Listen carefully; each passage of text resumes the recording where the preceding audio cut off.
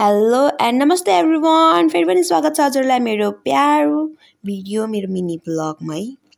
So आज भने हामीहरू चाहिँ जाँदैछौँ तीर्थयात्रा देवी पाटन मन्दिर तुलसीपुर उत्तर प्रदेशतिर इन्डिया है। सो म चाहिँ बहुत एक्साइटेड थिएँ कि मम्मी भन्दा बेसी चाहिँ म भनौँ, किनकि फर्स्ट टाइम धेरै पछि म घुम्न पाएर चाहिँ मलाई माइन्ड पनि मेरो फ्रेस भयो कि ठाउँ पनि यस्तो अब भनौँ तीर्थयात्रा। Wow, I'm really excited. र हामीहरू पहिला पुग्यौँ र यहाँ वेट गरिरहेको थियौँ सबैजनाको। त्यहाँदेखि अब हामीहरू निक्ल्यौँ गाडीमा चढेर हामीहरूको 3 घन्टाको यात्रा सुरु। हेर्नु है, राप्ती नदी। सो यस्तो गर्दै हामीहरू चाहिँ अब नास्ता खानको लागि उत्रेको थियौँ यहाँ एकछिन। अनि त्यहाँदेखि चाहिँ हामी फ्रुटहरू लिएर आएको थियौँ है। सो म फर्स्ट टाइम सुनेको थिएँ कि 20 रुपियाँ किलो, बट इट्स आइसी है, नेपाली होइन। र यहाँ हेर्नु है, सबजना नास्ता खाइरहेको थियौँ। म पनि अब थोरै नास्ता गरिहालौँ भनेर छोला समोसा खाएँ। अनि मलाई चाहिँ छोला समोसा मन पर्यो भनौँ, ठिकै लाग्यो, लाइक इट। र नास्ता सास्ता खाइसकेपछि हामीहरू चाहिँ अब निक्ल्यौँ फेरि हामीहरूको सफरमा।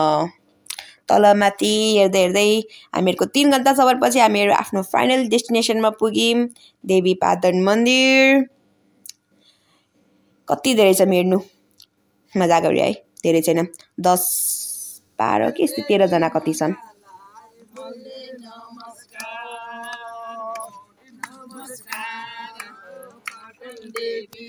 रमाइलो गर्दै कुराकानी गर्दै यसो भजन गाउँदै हामीहरू भित्र छिर्यौँ।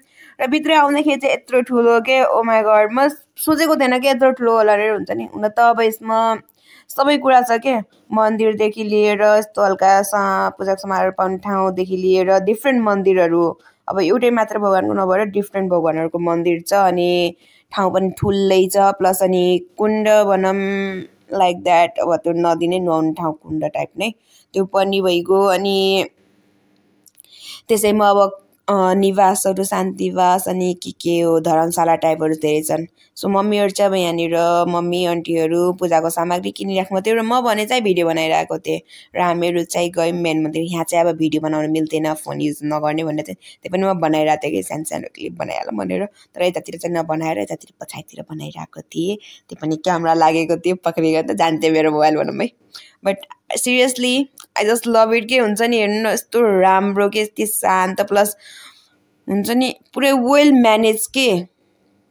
पूजा चाहिँ गरेँ, त्यहाँदेखि निक्ल्यौँ। अनि त्यहाँदेखि निक्लिसकेपछि हामी गयौँ शिव मन्दिर। यो चाहिँ सानो स्विट एन्ड लभली शिव मन्दिर। यहाँ चाहिँ अब सब गुरुजीहरू नै घन्टी बजाइराख्नु भएको छ र भित्र सबैजना पूजाको सामान निकाल्दै। मेरो मम्मी त झन् सबभन्दा अगाडि है पूजा गर्नेमा, यताउति गर्नेमा। She really love that. म भने बहुत पछि छु भनौँ पूजा गर्नेमा, बट म चाहिँ रमाइलो गर्नेमा अघि छु। म गएको तीर्थ भनेपछि त्यसरी नभए पनि म चाहिँ रमाइलो गर्छु। र यहाँदेखि गयौँ पछाडि अब अर्को मन्दिरतिर। अनि म नाम चाहिँ म हेरेन कि नोटिस गरेन भनौँ कि म के भनौँ, रियली भनौँ चाहिँ म आफ्नो दुनियाँमा हुन्छु। भिडियोहरू बनाउँदै थिएँ अनि हेरेँ कि, अनि गयौँ। यहाँ पनि अब बनाउन मिल्दैन भनिराख्नु भएको थियो, त्यही पनि बनाइरहेको थियौँ गाली खाने काम। र पछाडि गएँ मैले कुण्ड भनेको थिएँ नि, नुहाउने ठाउँ भनौँ। हेर्नु है, त्यहाँ यत्रो ठुल्ठुलो माछा छन् कि, अब हाम्रो नेपालमा हुन्छ नि यति सानो सानो माछा हुन्छ नि, यहाँ यत्रो ठुल्ठुलो के। त्यसपछि हामीहरू चाहिँ डुङ्गा चढ्यौँ, गुरुजी अनि आन्टी अनि सबैजना रमाइलो गरिरहेको थियौँ। र एकछिन अब त्यहाँ गइसकेपछि एकछिन बस्यौँ भने सबैजना रेस्ट गऱ्यौँ। र रेस्ट गरिसकेपछि अब जाने भनिरहेको थियौँ, किनकि अब एक दिनको तीर्थयात्रा मात्र थियो। अब धेरै बेर त बस्न मिलेन, किनकि 3 घन्टा जाने 3 घन्टा आउने 6 घन्टा भइहाल्यो। 1-2 घन्टा रमाइलो गऱ्यौँ। अब यहाँ चाहिँ सबैजना नाचिराख्नु भएको थियो। अब एक ठाउँ चाहिँ हामी छुटाएको थियौँ कि जान। अनि अब म एक्ज्याक्टमा थाहा भएन भगवानको नाम चाहिँ। अनि यहाँ गएर कुण्डहरू खै के धुपा के भन्छन् त्यसलाई, गयौँ। अनि पूजा भन्नाले पनि अब दर्शन गरेर टिका सिका लगायौँ। के नाम हो मलाई भन्नु होला है, भैरवको कि कसको, जस्ट भन्नु।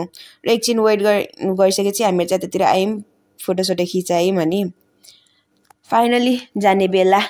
सो नास्ता सास्ता खाएर हामीहरू चाहिँ अब हुन्छ नि अब जाने भनेर पुरै तयार भइसकेका थियौँ। अनि हिँड्यौँ। अनि यहाँदेखि निक्ल्यौँ अनि अब कस्तो हुने चाहिँ अब त्यो राप्ती नदीतिरै भनौँ त्यहाँनिरको बाटो हल्का जहिले नि खराब हुन्छ भनौँ त्यहाँनिर चाहिँ हामीहरूको गाडीको पहिया नै निक्लिगयो भनौँ पुरै धन्नले बचिगयौँ र फाइनली हामीहरू उताचढा गर्दै पुग्यौँ रूपैडिया।